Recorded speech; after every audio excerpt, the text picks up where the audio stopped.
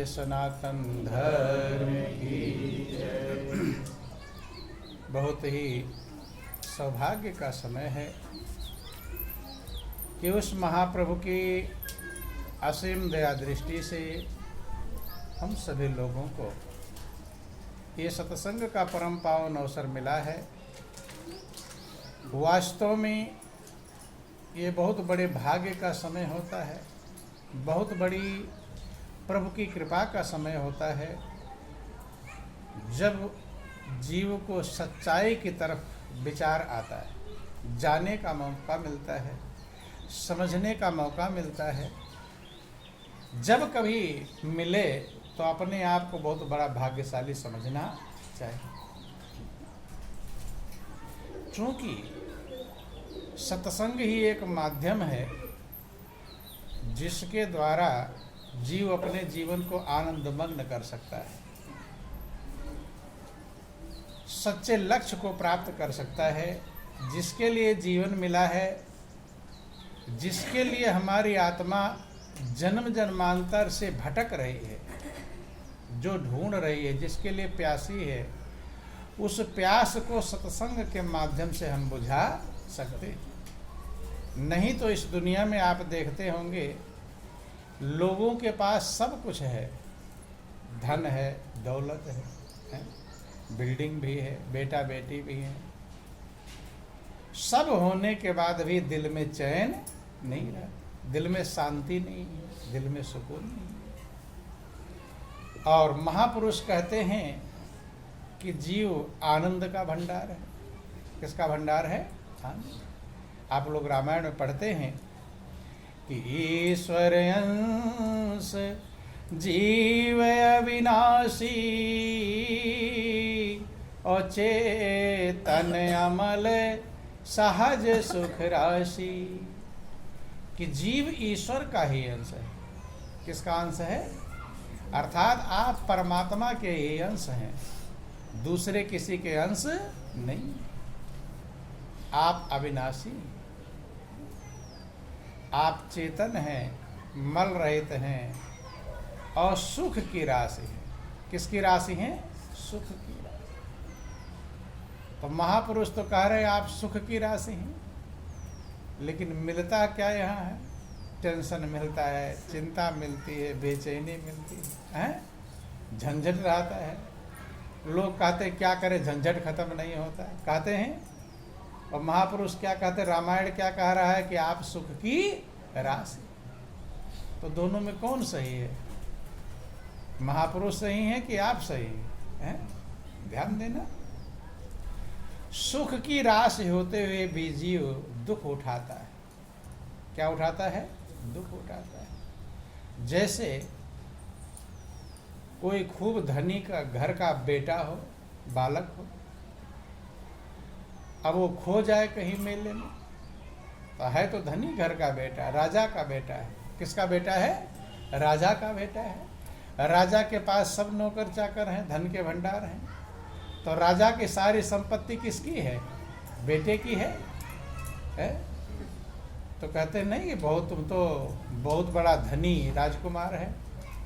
धनी कैसे है? राजा धनी है तो उसका बेटा क्या कहलाएगा? गरीब कहलाएगा, धनी कहलाएगा? हैं? भाई एक घर में पिता धनी है तो बेटा गरीब कहलाएगा, धनी क्या कहलाएगा? धनी। ध्यान देना। तो आप किसके बेटे हैं? आप ईश्वर के अंश हैं। तो वो धनी है कि गरीब है? कैसा है? वो धनी है। वो आनंद का भंडार है। किसका भंडार है? आनंद का भंडार है। और आप उल्टा हो गया कि नहीं? वहाँ तो धनी का बेटा धनी कहलाता है, और यहाँ आनंद का भंडार जो प्रभु है और उसका संतान जीव, ये दुख का भंडार बना हुआ है। कारण क्या है समझना? उसका कारण एक है कि जीव जो मालिक का बेटा था, मालिक का संतान, इसीलिए भगवान को परम पिता परमेश्वर कहते हैं। क्या कहते हैं? परम पिता परमेश्वर। कि भगवान परम पिता हैं। जब वो पिता है तो हम क्या हुए? उसके बेसंतान हुए कि नहीं हुए? तो जो परमात्मा आनंद के भंडार हैं, तो आप क्या हैं? आप भी तो आनंद के भंडार हैं, लेकिन बेचैनी क्यों मिल रही है? क्योंकि अगर वो राजा का बेटा और पिता से अलग हो जाए, क्या हो जाए? अलग हो जाए, खो जाए, क्या हो जाए? खो जाए। अब धनी रह जाएगा? ध्यान देना, समझना, है तो राजा का ही बेटा। एक राजा का जिक्र आता है कि राजा का बेटा किसी कारण से कहीं मेले इत्यादि में खो गया। जब खो गया तो राजा ने बहुत ढूंढवाया, लेकिन मिला नहीं। बहुत लोग आप सुनते हैं कि भाई इनका बेटा खो गया, मिला ही नहीं, चला गया। कहते हैं ढूंढते रहे, उम्मीद खत्म हो जाती, प्रयास करते, लेकिन मिलता नहीं। अब वो राजा का बेटा खो गया, ढूंढते ढूंढते मिला नहीं। राजा भी बेचैन और बेटा भी बेचैन। और बेटा कहीं भटकते थोड़ा उसका दिमाग ऐसा हो गया, भटकते भटकते अब कहीं भूख लगती है तो किसी से कुछ मांग लेता है। अब क्या बन गया? छोटा ही था तभी खो गया, भिखारी बन गया। क्या बन गया? भिखारी। मांग लेता है, कोई फटकार भी लगा देता है, कोई फटे चिथड़े कपड़े मिल गए। समझ में आई बात? अब वो क्या बन गया? क्या बन गया? भिखारी। और था किसका बेटा? कारण क्या? भिखारी बनने का कारण क्या? उससे बिछड़ गया, उससे अलग हो गया। अलग हो गया, उसकी पहचान नहीं रह गई, उसे याद नहीं रह गया कि मैं राजा का बेटा हूँ। अगर याद रहता तो किसी से कहता मैं राजा का बेटा, कोई पहुँचा देता, लेकिन वो भूल जाता। ऐसे आपको ये याद है कि हम भगवान के संतान हैं, भगवान हमारा पिता, ये भूल जाता है। क्या हो जाता है? आप सोचते हैं दुनिया में जो माता पिता है, आपसे पूछेंगे कि आपका पिता कौन है, तो अपने पिता का नाम बताओ। आप लोगों से पूछेंगे आपके पिता का नाम क्या, तो क्या बतलाओगे? भगवान का नाम बतलाओगे कि अपने जो जिस पिता ने पैदा किया उनका नाम बतलाओगे? तो यही तो इसी पिता का नाम बतलाएंगे कि यही मेरे पिता है। नहीं समझ में आई? यही मेरी माता है। अर्थात जो परम पिता है उसको हम पिता कहना छोड़ भूल गए। अब इस पिता को, तो ये पिता खुद ही बेचैन था, तो आप कैसे रहोगे? बेचैन ही। बोलो वृंदावन बिहारी लाल।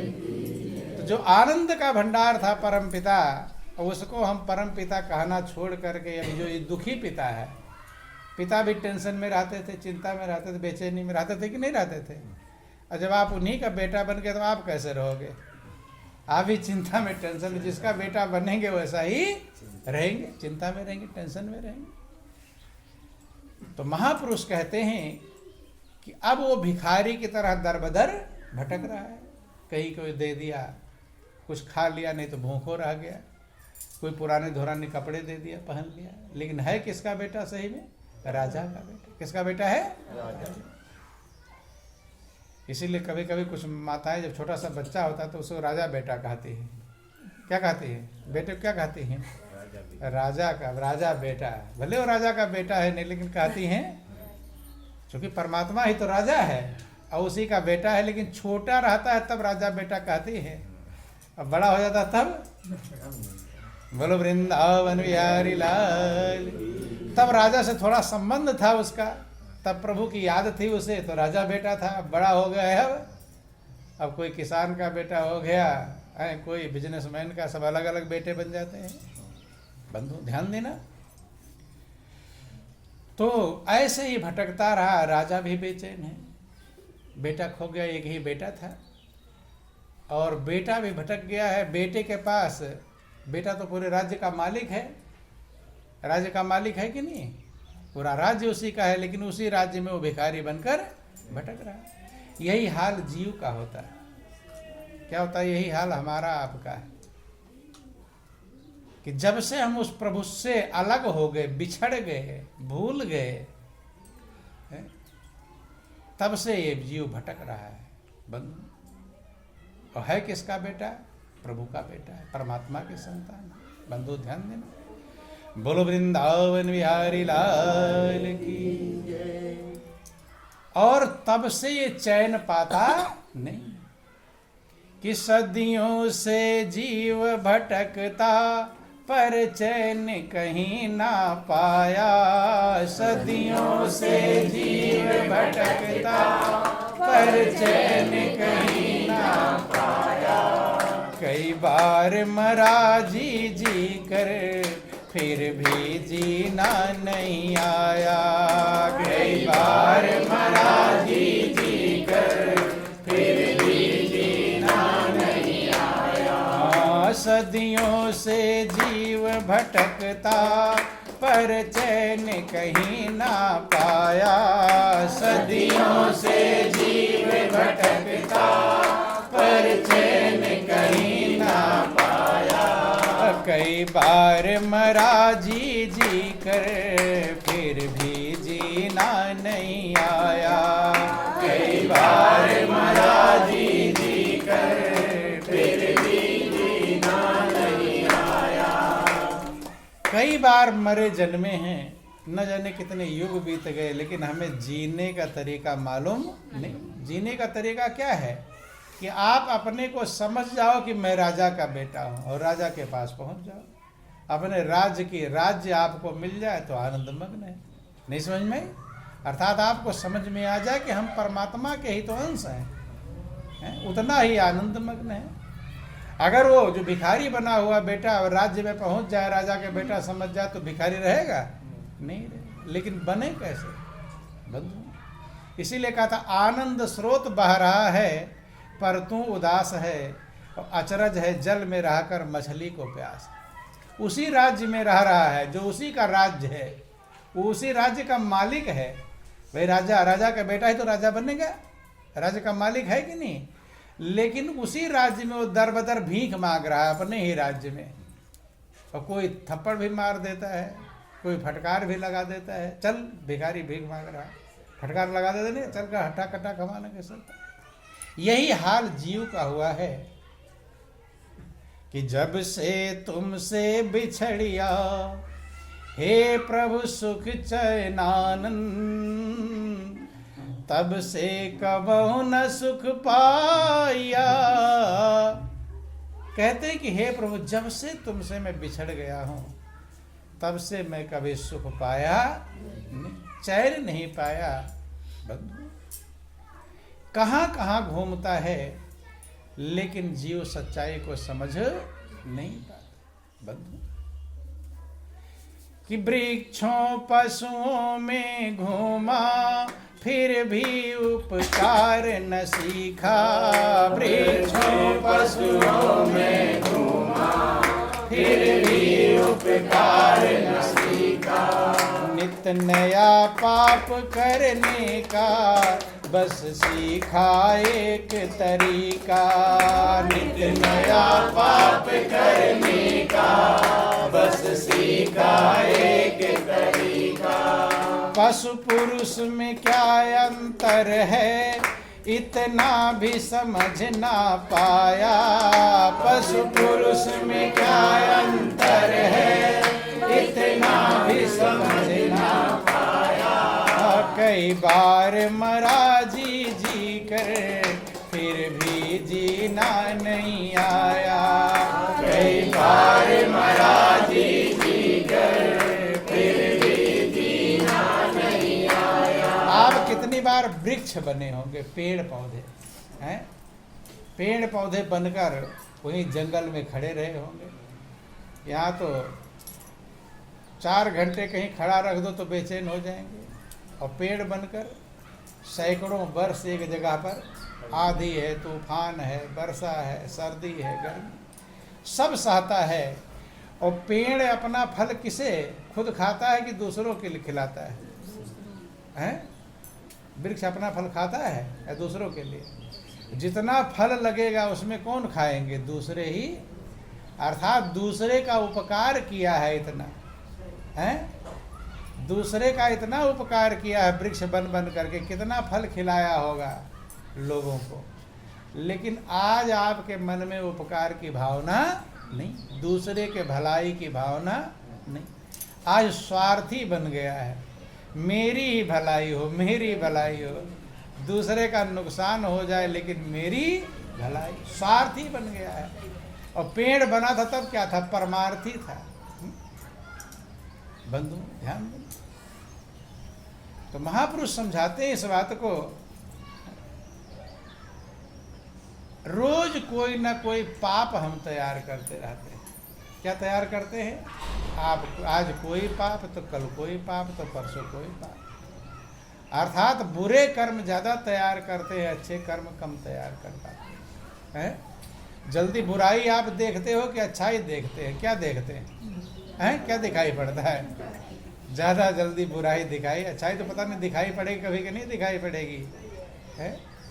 नित नया पाप करने का बस सीखा एक तरीका, आज कोई बुराई दिखाई पड़ रही कल कोई बुराई, और जो दिखाई पड़ेगी वही तो भर जाएगा आपके अंदर, इसलिए बुराई का भंडार बन जाता है। और जब कूड़ा ही इकट्ठा कर करके देखो, अब एक अपने झोले में कूड़ा इकट्ठा कर करके भर ले हैं, तो क्या कहलाएगा उसका झोला? कूड़े का भंडार। और कूड़ा क्या करेगा? बदबू ही करेगा कि नहीं करेगा? और एक फूल चुन चुन के इकट्ठा कर ले, आंख खोल लो तुरंत नींद आने लगी। बोलो वृंदावन बिहारी लाल। ध्यान देना, एक ने अपने झोले में फूल इकट्ठा करके रख लिया तो उसको क्या मिलेगा? महक मिलेगी। और एक अपने झोले में कूड़ा इकट्ठा कर लिया तो क्या मिलेगा? उसे बदबू ही मिलेगी। यहाँ भी बेचैन, आगे भी बेचैन। ध्यान देना। बोलो वृंदावन बिहारी लाल। तो जो आप इकट्ठा करोगे वही आपका कीमत बन जाएगा। तो आप बुराई इकट्ठा करते हैं कि अच्छाई है?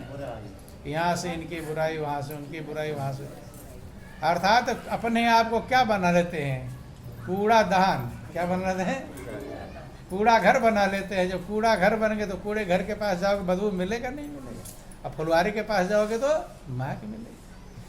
तो महापुरुष के समझाते हैं कि अपने आप को कूड़ा घर मत बनाओ, फुलवारी बनाओ। क्या बनाओ? फुलवारी खुद भी महकती है, जो वहाँ से जाता है उसको भी महक मिलती है। जैसा आप रहोगे वही तो दोगे। और कूड़ा घर खुद बदबू का भंडार है, जो भी जाता है सबको बदबू ही। तो उसके पास कोई रुकना पसंद, कहाँ बैठना पसंद करते? कूड़े घर के पास में बैठना पसंद करते कि फुलवारी में? कहाँ है? फुलवारी में जा रहे हो, सुंदर बाग बगीचा फुलवारी लगा हुआ है, फूल खिले हुए, पार्क बना हुआ है, कहते भाई बड़ा अच्छा फूल खिले है, पार्क है, चलो थोड़ा देर बैठ जाए। बैठते हैं कि नहीं बैठते? और कूड़े के पास जाते हैं तो बैठते हैं, जल्दी नाक पे रुमाल रखकर भागो। ध्यान देना। बोलो वृंदावन बिहारी लाल। तो ऐसे ही आप अपने आप को सोचो, हम बने क्या हैं? बुराइयां इकट्ठा करके, नित नया पाप करने का बस सीखा एक तरीका, इकट्ठा, इधर से उनकी बुराई, उधर से उनकी बुराई, उधर से उनकी बुराई।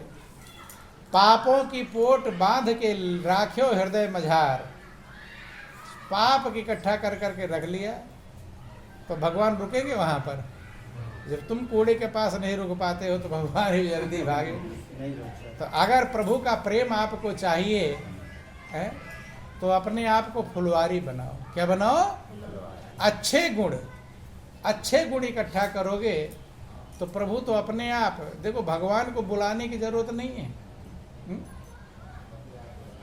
गुड़ होता है ना, गुड़ मक्खियों को बुलाता है कि आ जाओ मक्खी खाने।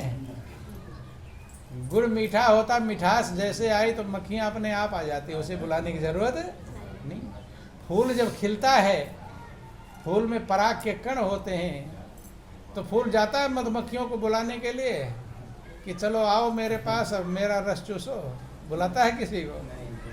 खादी खुद खिल जाता है, उसकी सुगंध जैसे फैलने लगती है तो शहद की मक्खियाँ अपने आप आने लगती है रस के लिए। तो ऐसे आप जब फूल की तरह खिल जाओगे तो फिर भगवान को बुलाने की जरूरत, भगवान तो महक ही ढूंढ रहे हैं। क्या ढूंढ रहे हैं? महक।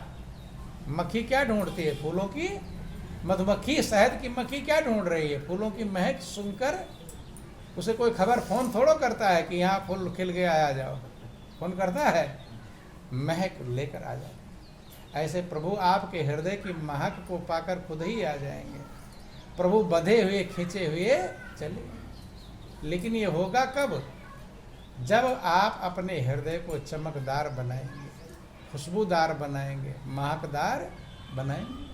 है महकदार लेकिन भूल गए। वही हम आपको समझा, राजा का बेटा राजा से बिछड़ गया तो भिखारी बनकर भटक रहा है।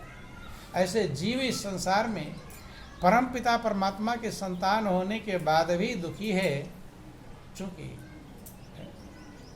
हम उसे भूल गए। क्या गए? हम भूल गए कि हम उसी के संतान हैं। याद है? ये बात याद नहीं। याद कौन दिलाता है? जिक्र आता है कि वो भीख मांग रहा था किसी चाय वाले की दुकान पर। दीवार छोड़ो तुम लोग, दीवार में नींद है, दीवार छोड़ कर बैठो, उनको भी बोलो वृंदावन बिहारी लाल उमापति महादेव की, जगत जननी अम्बे मैया की। ध्यान देना, अब वो चाय मांग रहा है किसी दुकान पर। संजोग से राजा का मंत्री, कौन है? राजा का मंत्री घोड़े पर कहीं सवार होकर जा रहा है। कई साल बीत गया है, राजा का बेटा खो गया है। अब राजा का मंत्री घोड़े पर सवार होकर कहीं जा रहा है और वो भी चाय पीने के लिए रुका चाय की दुकान पर। और वहीं जो राजा का बेटा खो गया था वो भीख मांग रहा दुकानदार से कि मुझे चाय दे दो, मुझे चाय दे दो। बार बार मांग रहा है। भिखारी मांगता ही रहता, बंद होता है थोड़ा? भिखारियों के तमाम तरीके हैं। कुछ आते भड़ भड़ बजाते हैं तो इतना तेज बजाएंगे कि जल्दी तुम परेशान हो जाओ तो दे दो। और बॉम्बे में जाओगे तो वो कैसे मांगेंगे? धुआं सुलगाए रखेंगे। दुकानदारों के नाक पर धुआं चलाते रहेंगे, ऐसे पंखे से करते रहेंगे ताकि धुआं से व्याकुल हो, जल्दी पैसा दे दे। नहीं समझ में? अलग अलग प्रकार से तरीके हैं। तो ऐसे राजा का बेटा मांग रहा था चाय, बार बार कह रहा है मुझे चाय दे दो, मुझे चाय दे दो। तो चाय वाले ने थप्पड़ मार दिया। किसको? उस राजा के। सोच लो, गौर करना, अपने आप को भूल जाने के कारण कितनी बड़ी समस्या हो जाती है। वो भूल गया कि मैं राजा का बेटा हूँ। तो चाय वाला चाय वाला तो उसी के राज्य में रहता है? वो चाहे तो चाय वाले को फांसी पर लटका सकता है, लेकिन भूल गया कि मैं राजा का बेटा हूँ, इसलिए चाय वाला चाय ना देकर थप्पड़ मार दिया। क्या मार दिया? और राजा का मंत्री वही खड़ा देख रहा था। तो रोने लगा वो राजा का बेटा। तो मंत्री ने देखा, गौर से देखा तो मंत्री पहचान गया है तो राजा का बेटा है जो खो गया था, हैं? और बुलाया पास, बातचीत किया, आवाज पता चल गई। अब उसे पक्का हो गया कि जो राजा का बेटा खो गया था यही बेटा है। अब उसको समझाने लगा कि बेटा तू भिखारी नहीं है, तू क्या है? राजा का बेटा है। ये संत महापुरुष ही भगवान के मंत्री हैं। क्या है? भगवान के मंत्री। आपको याद दिलाते हैं कि तुम यहीं दुखी रहने वाले जीव नहीं हो, तुम तो आनंद के भंडार हो, परमात्मा के संतान हो। समझाते हैं, लेकिन आपको समझाते हैं तो आपको भरोसा होता है? नहीं। ये भरोसा होता नहीं। राजा का मंत्री कह रहा है तू राजा का बेटा है, यहाँ क्यों दुखी है, यहाँ क्यों परेशान है? चल मेरे साथ, हैं? तू पूरे राज्य का मालिक है। लेकिन जल्दी भरोसा, संत महापुरुषों की वाणी पर जल्दी भरोसा होता नहीं। लोग सोचते हैं ठग लेगा मुझे। क्या कर लेगा? ठग लेगा। बोलो वृंदावन बिहारी लाल। स्वामी स्वरूपानंद जी महाराज थे, वे कहते हैं कि संसार वाले संसार सागर में डूब रहे हैं, मैं उनको हाथ बढ़ाता हूं कि लो अपना हाथ मुझे पकड़ाओ और मैं तुम्हें संसार सागर से उठा लूंगा, निकाल लूंगा जो डूब उतरा रहे हो। वो अपना हाथ मुझे इसलिए नहीं पकड़ाते कि सोचते हैं साधु मेरा सब लूट लेगा। क्या कर लेगा?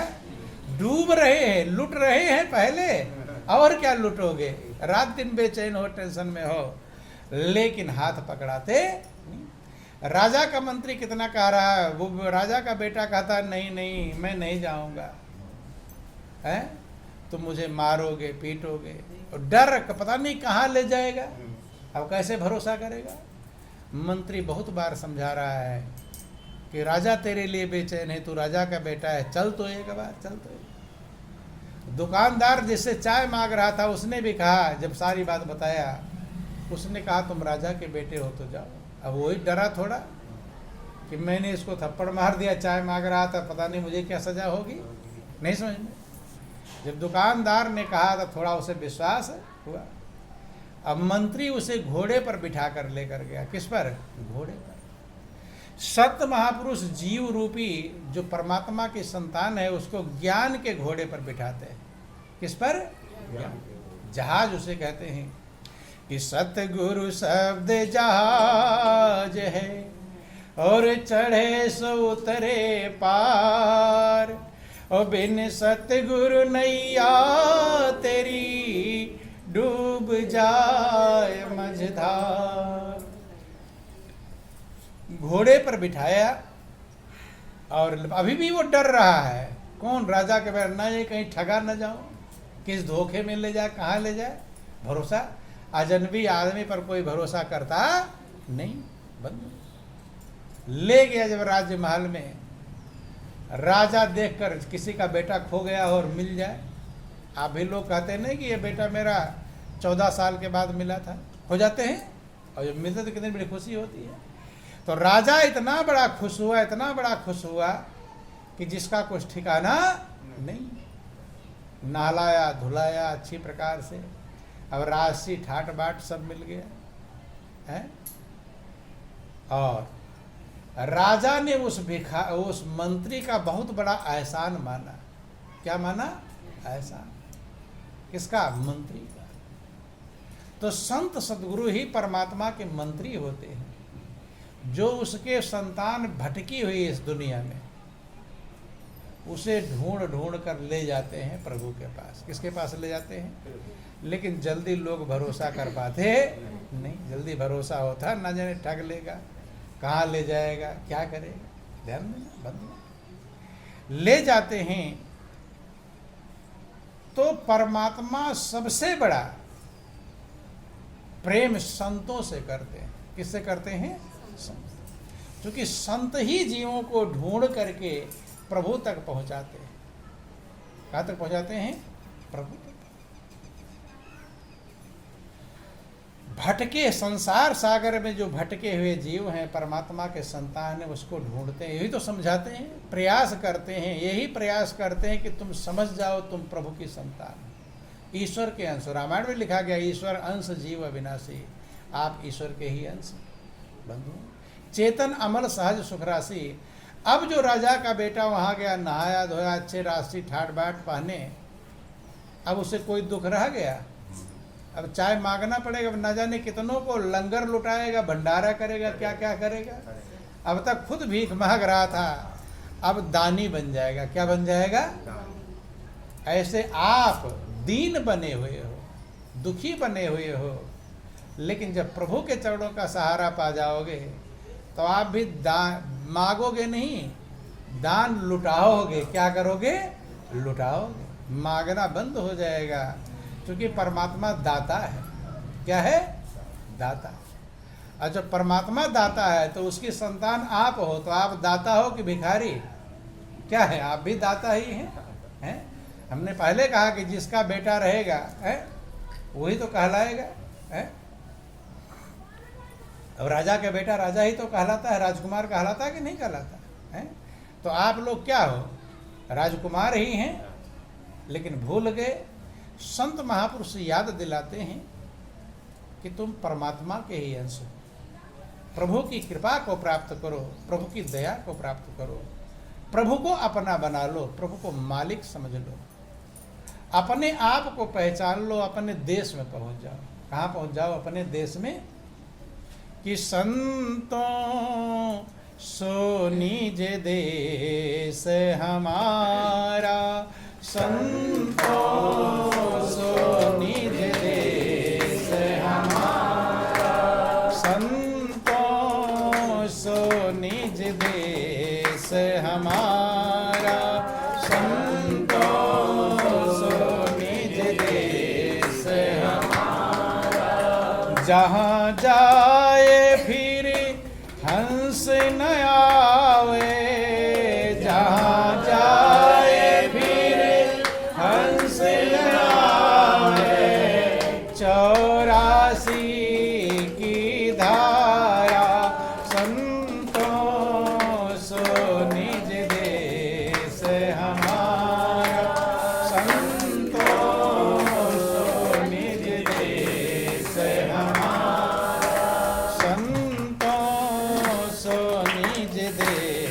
से हमारा